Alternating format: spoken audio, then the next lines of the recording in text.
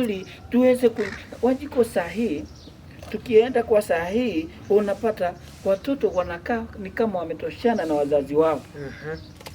Wazazi wanakaa ni kama wametoshana na watoto.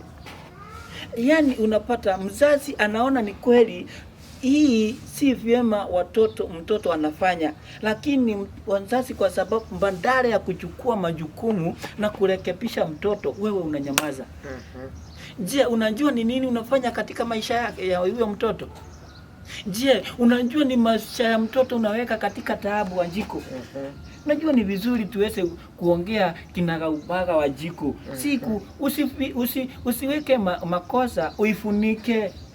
Wanjiko, hii makosa ukifunika ndio inaleta mambo mingi katika hii ulimwengu. Wanjiko, kama saa hii unapata watoto kama saa hii hapa kwa barabara, hata wakicheza wakicheza hata hawaoni haya, wanapiga mpira unasikia imekugonga pu, na wanaona mzazi anapita. Najua watoto wengi maybe wanafikiria vile imeandikwa, nanyi watoto mtii wazazi wenu. Unajua watoto wa siku hizi nyaga hawaheshimu wazazi, ni kama wanaona wazazi ni wale tu wamewazaa. Na tukirudi kwa maandiko tuliona yule mzee alikuwa na kipara kubwa sana. Na wakati alikuwa anatembea kwa barabara na kukatokea vijana na wakaanza kumshekelea. Naye ule mzazi alilaani wale watoto. Na kulaani wale watoto tunaambiwa dufa ndio pia ilitoka from nowhere na ikakuja ikakula wale watoto wote. Washeni tuwashe kuona ni kama wazazi ni wale tu wamewazaa. Maana tukiangalia hapo nyuma wakati tulikuwa tunalewa nyaga, ungepita mzee walika na baba yako ama mzazi walika na mama yako, ulikuwa unamheshimu ulikuwa unamsalimia kwa heshima na ulikuwa unaheshimu wale wazazi. Hata sisi wazazi wa siku hizi tunalea watoto vibaya. Kweli, hapo ndio nilikuwa na tunalea watoto vibaya. Unafaa kuonyesha mtoto mzazi yoyote akikuongelesha ni kama mzazi wako. Wanjiko, unajua mimi wakati nilikuwa mdogo na I think nilikuwa class 3. Wanjiko, nilikosa kwenda shule. Ama nilifanya hivi, tukaamshwa asubuhi na mapema na tukaenda, lakini mimi nikachelewa kidogo. Sasa ile sababu sikuwa nataka kwenda shuleni, Wanjiko, niliweza kujificha kwa kichaka. Kwa bahati mbaya ama bahati mzuri, kuna mzazi, hata wakati nilikuwa nyumbani nilimkumbusha vile alinifanya. Nilimkumbusha. Kuna mzazi alipata nimejificha. Wanjiko, huyo mzazi alinitandika na nikapelekwa shule.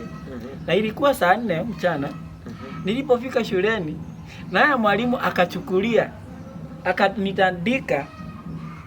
Kutoka hapo ikarundi kwa mami nyumbani kunizaa, akanitandika. Wanjiko, hiyo siku ungeniangalia huku kwa mgongo ungefikiria ni mitaro inachimbuliwa iweze kuwekwa rami ama iwekwe waru. Kwa hivyo unaona mzazi yule alinishika na akanishika na akanipeleka shuleni na akanichapa. Hakuwa mamangu, lakini alinichapa. Lakini nafurahia sababu kama vile alinifanya ilikuwa ilikuwa mambo mabaya nilikuwa nafanya kujificha badala kwenda kusoma. Wazazi wa siku hizi Wanjiko, siku hizi mzazi nilienda shuleni kupeleka msichana shule.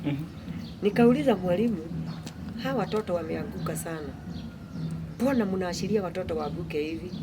Mwalimu akaniambia hata sisi walimu tunaogopa kushapa watoto. Maana tutashapa watoto nyinyi wenyewe mtatustaki. Nikamwambia mwalimu haistahili hivyo, kwa sababu wakati uko na mtoto wangu shule ni wewe ndio nimetrustia huyu mtoto. Wewe ndio nimeaminia huyu mtoto. Unafaa umuonyeshe vile kuna stahili. Maana wewe ndiye mzazi wake. Mwalimu akaniambia sasa wewe umeongea hivyo. Na juu wewe umeongea hivyo umeniashia mtoto na mtoto wako kwa mikono yangu. Sasa hii nikaona mtoto wako akifanya makosa naweza mgonga. Maana wewe mwenyewe umetamka na mdomo yako. Wazazi tunalea watoto vibaya. Washeni tufuze watoto kwa ile njia inastahili. Washeni tuonyeshe watoto kwa ile njia inastahili. Wanjiko, unapata hata hapa kwa ploti zile tunakaa, unapata mtoto ako pale na kuna mzazi mwingine ako nyumba next. Lakini unapata tu sababu ya ile kupitana, unasikia anaulizwa swali, anajibu kitu hata ieleweki, ile hiyo maneno mtoto ametoa wapi. Lakini mzazi ukiwa kwa nyumba, wewe umesikia, lakini huwezi kuuliza mtoto, hata huwezi utoka. Unafaa utoke saa hiyo uulize mtoto umesema nini.